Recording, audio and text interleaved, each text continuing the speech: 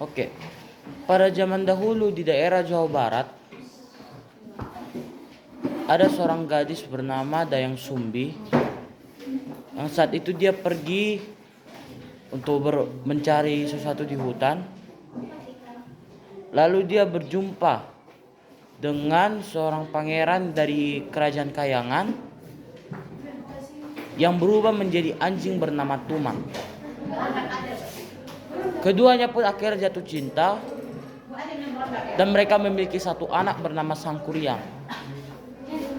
Sangkuriang merupakan anak yang cukup bandel, namun pintar dan tampan. Di suatu hari, Dayang Sumbi menyuruh Sangkuriang untuk pergi berburu bersama ayahnya bernama Tumang. Berburu di hutan untuk berburu rusa agar mereka bisa makan. Ngeblank lagi. Sangkuriang pada saat itu memang belum tahu jika ayahnya adalah seekor anjing. Pada saat pergi berburu, Sangkuriang sama sekali tidak dapat rusa. Akhirnya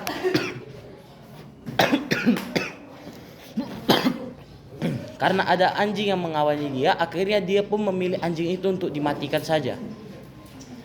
Setelah anjing itu mati, dia pun memotong-motongnya dan memastikan kalau ibunya tidak mengetahui itu adalah anjing. Lalu dia pun pergi pulang membawa hasil berburunya yang merupakan daging ayahnya sendiri, yaitu anjing bernama Tumang. Ibunya pun melihat dan mengetahui kalau daging itu adalah daging anjing Tumang. Sebab pada saat Sangkuriang pulang, ibunya melihat tidak ada Tumang mengawalinya.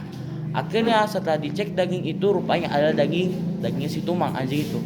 Langsunglah ibu itu dengan penuh sedih dan marah mengambil entah alat masak, entah alat atau kayu atau sendok, dipukulkan ke kepala Sangkuriang dengan keras, menghasilkan cakar, ada bekas luka dan berdarah lah. Disitulah Sangkuriang pun merasa sedih bahwa ibunya lebih mengasihi anjing daripada dirinya. Sebab Sangkuriang sama sekali tidak tahu kalau anjing itu adalah ayahnya. Sangkuriang pun pergi. Ibunya pun dengan rasa sedih dan penyesalan yang sangat besar karena menyuruh Sangkuriang untuk berburu. Hari-hari pun berlalu. Dayang Sumbi dikaruniai oleh Yang Maha Kuasa, yaitu awet muda. Dan dia tidak akan pernah tua, terlihat seperti tua.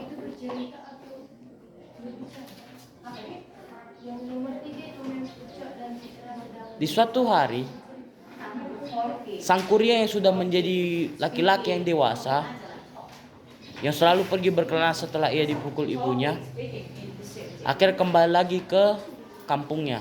Di sana ia berjumpa dengan ibunya, namun ia tidak mengenal ibunya sebab ibunya ini adalah orang yang sangat muda.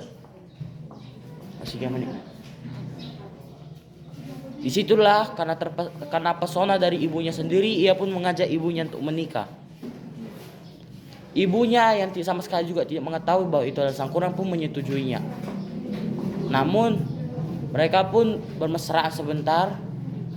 Lalu Sangkuriang ingin topinya itu untuk diperbaiki sebentar, untuk dirapikan dulu rambutnya, dicek dulu rambutnya. Rupanya di kepala itu ada bekas luka yang tepat sekali waktu dia dipukul saat masih kecil. Disitulah Dayang Sumbi mengetahui kalau Sangkuriang adalah anaknya.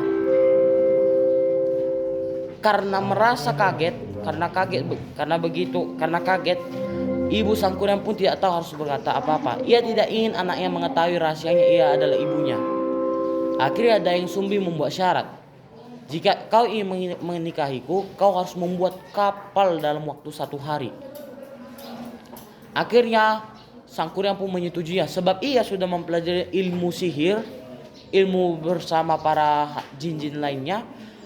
Dan tepatlah malam telah tiba, Sangkuriang langsung menyuruh semua hantu-hantu anak buah jin-jin yang lain untuk bekerja sama. Pertama mereka akan membangun bendungan di daerah Sungai Citarum, lalu membangun kapalnya. Akhirnya itu dikerjakan. Dayang Sumbi ini rupanya kaget juga, prosesnya cukup cepat dalam 1 hari. Langsunglah Dayang Sumbi membangunkan semua wanita-wanita yang ada di ibu-ibu yang ada di kampung itu untuk membunyikan apa namanya yang apa itu? Kentong? Bukan. Yang Apa? Lusuk apa sih bahasa Indonesia lusuk tadi? lesung. Iya. Membunyikan lesung yang artinya sudah pagi hari. Maka berkokoklah ayam dan para hantunya pun ketakutan sebab itu menandakan pagi hari dan para hantu-hantu itu sangat takut dengan sinar matahari. Pergilah mereka bersembunyi, lari semua ke daerah kepada yang daerah-daerah yang gelap. Langsunglah di situ Sang Kuryang kaget karena matahari fajar sudah menyingsing. Lalu datanglah Dayang Sumbi kepada Sang Kuryang. Ia pun memberi pengakuan kalau Dayang Sumbi adalah ibunya. Ia diberi berkat dari Yang Maha Kuasa kalau ia bisa tahan, kalau ia bisa menjadi awet muda. Sang Kuryang yang kecewa itu pun, yang merasa tertipu, akhirnya menendang kapal itu yang belum jadi dengan sekuat-kuatnya sampai kapal itu terbalik. Lalu terjadilah gempa dahsyat, kapal itu pun berubah menjadi gunung. Dan orang Sunda menamainya Tangkuban Parahu, yang artinya adalah kapal terbalik. Tangkuban artinya terbalik dalam bahasa Sunda dan Parahu artinya perahu. Sehingga Gunung Tangkuban Parahu itu terlihat seperti perahu yang terbalik. Tuh, sekian, terima kasih.